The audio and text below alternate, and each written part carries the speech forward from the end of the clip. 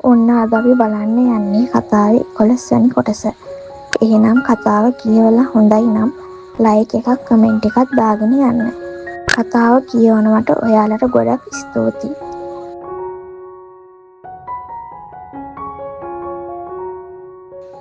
Sir අපි ලෑස්ති.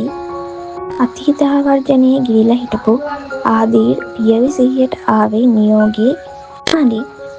එහෙම්මම බැල්කනි එකෙන් ආව කොල්ලා ෆෝන් එකත් අතට අරන් පඩිපෙළ බැහැගෙන ආවේ ඒ වෙනකොටත් හත පහුවෙලා විනාඩි ගණනාවක් ගත වෙලා නිසා. ගුඩ් මෝනින් සර්. මෝනින්. ආදීර් කැබින් එකට ආවත් වෙනදා වගේ කෙලින් නේතිගේ දිහා බැලුවේ නෑ. එහෙම්ම ගිහින් පුටුවේ වාඩි වෙනකොට නීති නිහඬවම කොල්ලගේ ෂෙඩියුල් එක මේසෙ උඩින් තියලා යන්න ගියේ දෙන්නගෙන් එක්කෙනෙක්වත් නිහඬතාවය බෙදින්න කිසිම උත්සාහයක් නොගත්තී. තප්පර විනාඩි පැය ගෙවිලා ගිහින් අන්තිමේ තවත් දවසක නිමාව සටහන් කරද්දී නීති වගේම ආදීරුත් වෙනදට වැඩිය නිහඬ වෙලා.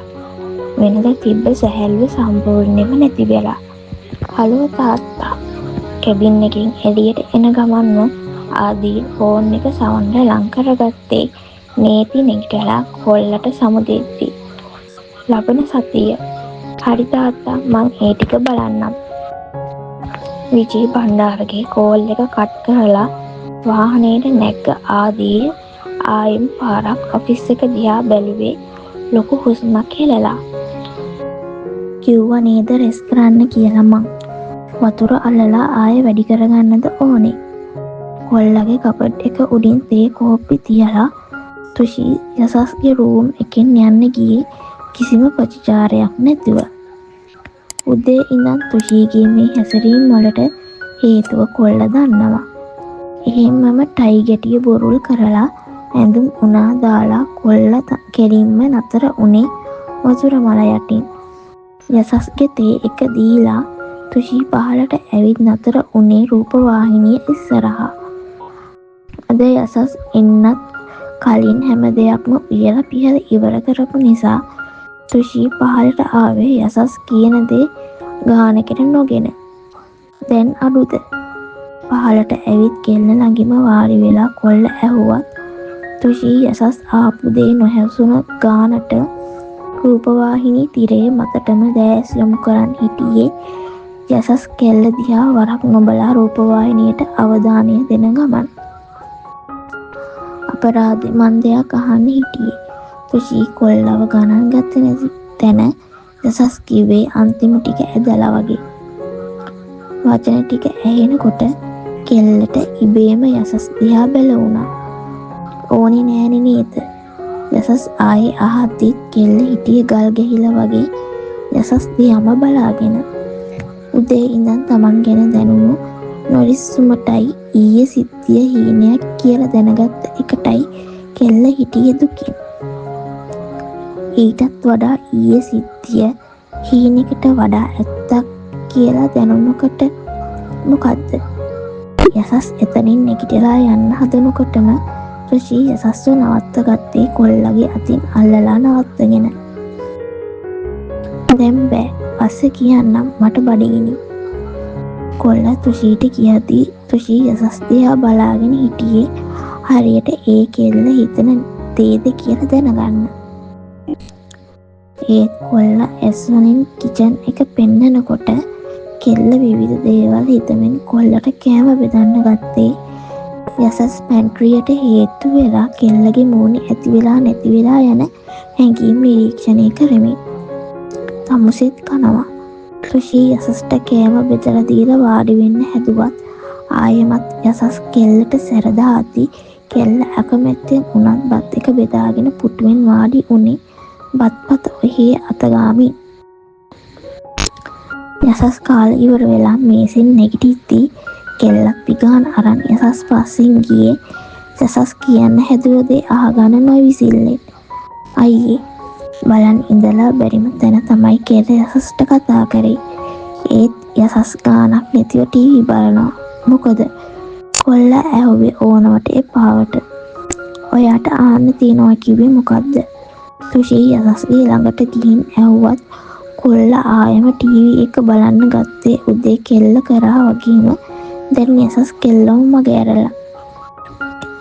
අන්තිමේ කොල්ල කතා නොකරන බව තේරිලාම තුෂී රූම් එකට යන්න හැදුවත් ඊළඟ මොහොතේ යසස්ගේ දෑත තුෂීගේ මැණික් කටුව ස්පර්ශ කළෙත් කෙල්ලව ඒහා සමාන වේගකින් කොල්ල තමන්ගේ ඔඩොක්කුවට වට ගත්තෙත් ඒකට.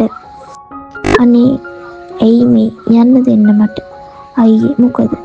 උදේ ඉඳන් මට ගැස්සුවනේ. මං උන බලන්න අත තියන්න හදද්දි ඔළුව අනිත් පැත්තට හැරෙව්වේ මට රිද්දන්නද? එපා කියද්දිත් ගෙදර හැම වැඩක්ම කරේ මට රිද්දන්නද? නැත්තම් ඔයාටම රිද්ද ගන්නද? කෙල්ලගේ ඇස් ටිකෙන් ටික තෙත් වෙද්දී යසස් කතා කරන්න ගත්තා. කියනවා ඇයි කතා නැත්තේ? නැත්තම් හිතුවද ඊයේ රෑ හීනයක් කියලා? ඒකද මේ මෝඩි. යසස්ගේ මුවින් ඒ වචන ටික පිට වෙනකොට තුෂී යසස්ගේ කෙළ වටා දෑත් යවලා ඒ පපුවට වාරු උනේ හීනය තව දුරටත් හීනය නෙවෙයිමයි කියලා පසක් කරගෙන. දැන් නැති අතරිනවා මා කතා කරලා ඉවර නෑ මම. තුෂී නායත් ඉහළට ඇද ඇද යසස්ගෙන් මිදුනේ යසස්ගේ මූණ පුරාම ඇස් ගෙනියන ගමන්. ඊයේ මතකද? කොල්ල අහද්දි කෙල්ල හිස සැලෙව්වේ ඔව් කියන්න. ඒනම් මොන එකකටද උදේ ඉඳන් බුම්මගෙන හිටියේ? මං හිතුවා කිසි දෙයක් මතක නැතුව කියලා. ඒකයි කිසි දෙයක් කතා කරේ නැත්තේ. කොල්ලගේ වචනයක් ගානේ කෙල්ලගේ කඳුළු අලුත් වුණ එකයි උනේ. අහනවා නංගි මං ඊයේ රෑ කියපු වචනයක් ගානෙම ඇත්ත.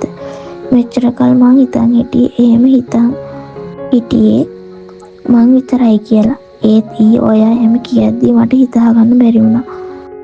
අපි දෙන්නම මෙච්චර කල් හිතේ තියාගෙන විඳවලා. ඒ වෙලාවේ මාර සතුටක් දැනුනේ මට. ඒත් මේ හැම දෙයකටම කලින් නංගි තමුස දැනගන්න ඕන මං ඇයි මෙච්චර කල් මේ දේවල් නොකිව්වේ කියලා. තමුසේ මායි පොඩි කාලේ ඉඳන් යාළුවෝ. මොන්ඩිසෝරි කාලේ ඉඳන් අයියේ ගා මගේ පස්සෙන් වැටුණු කෙල්ලට මං ආදරේ කරන්න ගත්තේ කොයි කාලෙද දන්නේ නෑ. හැබැයි මතක ඇති කාලෙක ඉඳන් හිතේ කෙල්ලෙක් හිටියනත් මේ තමුසේ විතරයි. හැබැයි මගේ වයසත් එක්ක තමුසේ එන පොඩි. ඉතින් මං බලන් හිටියා මං කියන දේ තේරුම් ගන්න පුළුවන් වයසකට එනකන්. ඒත් ඒ කාලේ ඔන්න මෙන්න තියේදි මං අනාථයෙක් වුණා.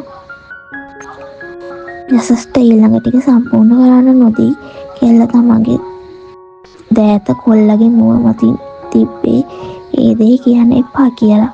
ඒත් කෙල්ලගේ අත ඉවත් කරලා කොල්ල ආයෙ කතාව පටන් ගත්තා. මං අනාථයෙක් වුණා. ඉතින් මං හීන දැක්කේ ලස්සන අනාගතයකට. ඒත් මගේ තත්ත්වෙත් එක්ක ඔයාගේ පවුල මට ඔයාව දෙයිද කියලා හිතුණා. අනික ඔයා මගේ ගැන හිතන්නේ සහෝදරයෙක් හැටියට විතරක් නම්. ඉතින් ඒ හේතුව නිසාම මං දුර ඉඳන් ඔයා දිහා බලන්න හිතාගත්තා. මට නොලැබුණත් ඔයා ලස්සන ජීවිතයක් ලැබෙන්න ඕනේ කියලා හිතුණා.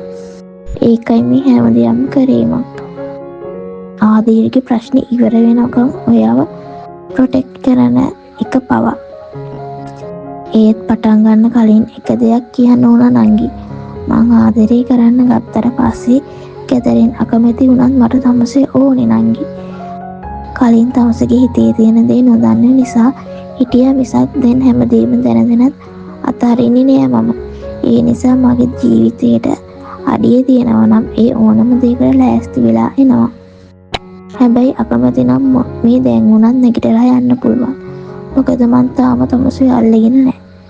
යසස් කියලා ඉවර වුණත් කෙල්ලගේ ඇස් තිබ්බේ යසස් ළඟ. මොකද්ද උත්තරේ? පටන් ගන්නවද අතාරිනවද?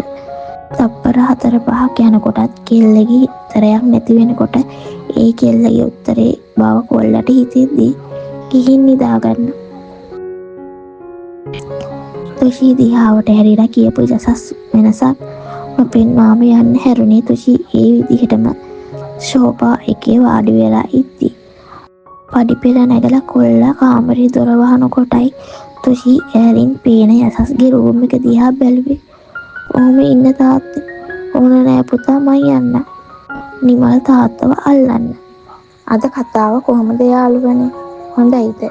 ඔයාලා කතාවට ආසයි නම් ෂෙයා කරලා කමෙන්ට් එකකුත් දාන්න අමතක කරන්න එපා. මීළඟ කොටසින් හමුවෙමු.